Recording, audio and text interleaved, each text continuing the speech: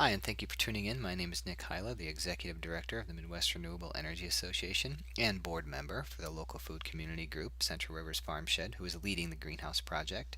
And over the next 5 minutes, we'll be exploring the growing greenhouse concept. So let's get started. To do this, we'll be looking at 6 project elements: the landscape, the framework in which the project exists, project sustainability, the leadership team, our ambitious timeline, and the campaign, how we hope to get you involved.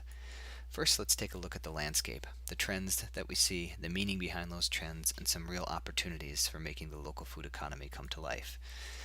This is a complex issue. It's like an iceberg with observable trends above the surface and many deeper meanings below the surface. Let's first look at some driving trends that are motivating this project. The first is the incredible amount of food waste thrown into our landfills each year. Represents the second biggest piece of garbage that we throw away. Incredibly, this is a psychological problem. We buy vegetables because we think we're healthy. We think we'll eat them. At the end of the week, we throw them away. This represents a disconnect between our busy lifestyles and our perception of nutrition. This is an educational issue and needs to be solved. It needs to be solved because it represents an incredible amount of waste each year. 1,400 calories per person, 150 billion total calories each year, enough to feed 2 billion people, begging the question, why do we feel like there is food scarcity? There isn't food scarcity. There's enough food to feed all of the people in the world. There's just food waste. This waste represents 1/4 of all our freshwater consumption, 300 million barrels of oil each year. In response to this catastrophe, many consumers are waking up. U.S. organic sales are growing 20% per year since 1990, and even deeper than that, people are seeking out relationships with their local farms, representing a 38% increase each year in the number of farmers markets active in the U.S. This market is growing. This means opportunity. This means business consolidation. We see in the distributor structure from 30 businesses to 2 businesses over 20 years. And we see the same in the producer structure. You'll recognize some of those big names: Kellogg, Pepsi, Cadbury, Hershey, buying up, consolidating smaller businesses. Some people see this as a negative trend. We see this as an incredible opportunity to take back the local food economy because they are not serving our needs. What is below the surface? What is motivating these positive trends and these challenges? I think the first thing to realize is that as humans, we are wired to search for meaning. This has been the driver behind the environmental movement over the last 30 years. It is our contention that food has even a deeper meaning. It is a stronger cultural binder, and it has driven our society over the last 10,000 years into the shape that it is today. From religion to regionalism, agriculture has defined us. One may look at this as offensive to those of us from Wisconsin. We embrace it. We know that it defines us, and it is a motivator behind the agrarian revolution that is taking place in our state. Even deeper than this, looking at the evolutionary history of food, this is a picture of a carpenter ant with a cordyceps mushroom growing out of its head. This ant ingested a mushroom spore.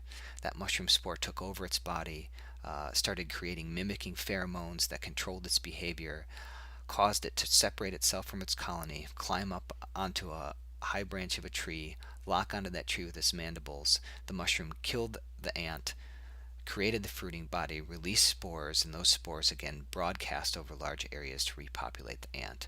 Why is this important? Our relationship with our food and our environment is complex. Over the 10,000-year history of food cultivation, people, cultures, societies have taken food from the environment, selected it, stored it, hybridized it, and grown the diversity of food that we have today.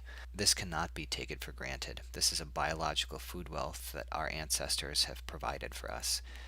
Unfortunately, we are taking this for granted. You'll notice that a century ago, there were 288 varieties of beets, 370 varieties of corn, 408 varieties of peas, 341 varieties of squash. We are in a genetic bottleneck of the food that we eat.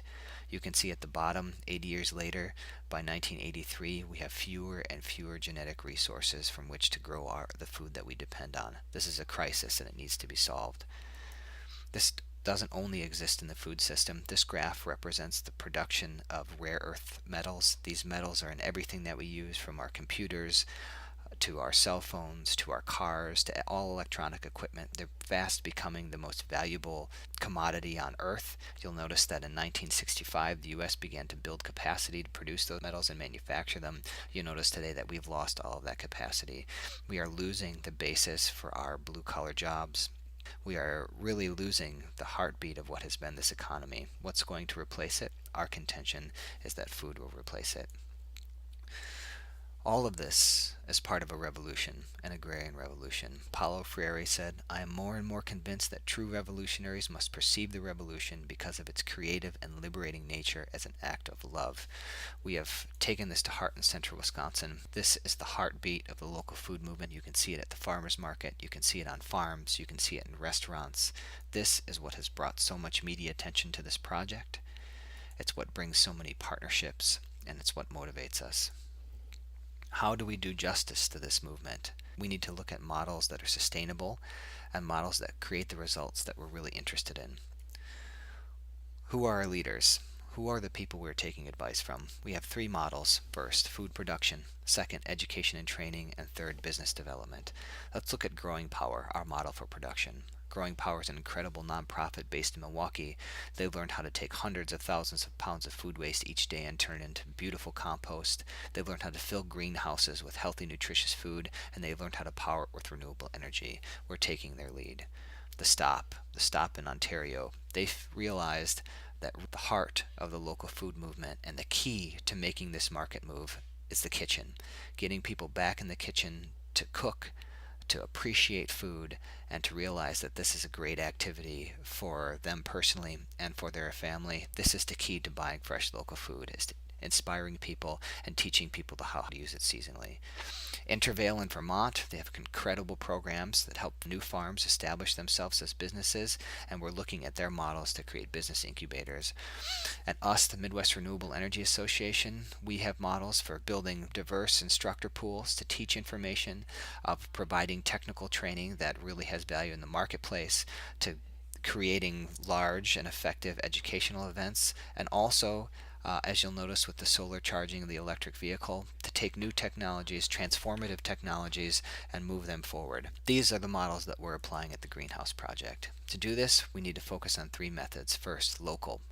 Local has a multiplier effect. If you buy local, if you spend local, these things build a local economy. Renewable, we need to use resources that can be renewed, that contribute to sustainability and provide us with energy security.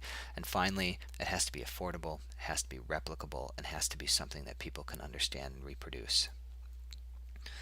Sustainability. How do we take these models and move them forward? How do we make a business out of this? We really see four pillars for our sustainability. The first is membership, second is partnership, third is grants, the fourth is education programs. We have activities currently in all of these, and we have big ideas. You can see that just looking at our training progressions, we're looking at partnerships, we're looking at process to incubator, we're looking at slow money investment, but we're not getting ahead of ourselves. We're entering into a business planning phase, using organizations and resources locally, and over the next 3 months we'll form a full business plan for the Greenhouse Project. Who is this we? The leadership team consists of Farmshed, a local food community group, the Midwest Renewable Energy Association, Northwind Renewable Energy, a local solar and small wind installer, and the Central Wisconsin Resiliency Project that provides volunteer staffing to sustainability projects throughout central Wisconsin. Our timeline, it's ambitious.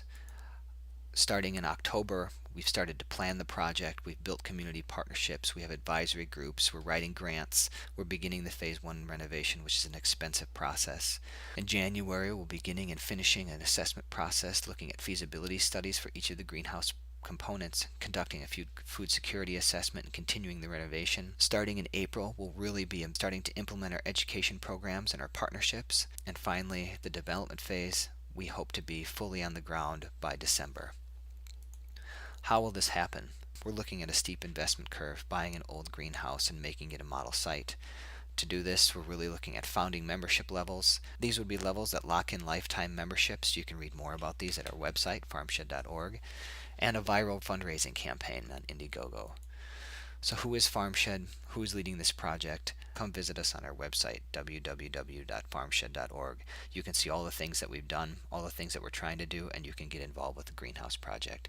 Thank you very much for listening to the end. We appreciate your support.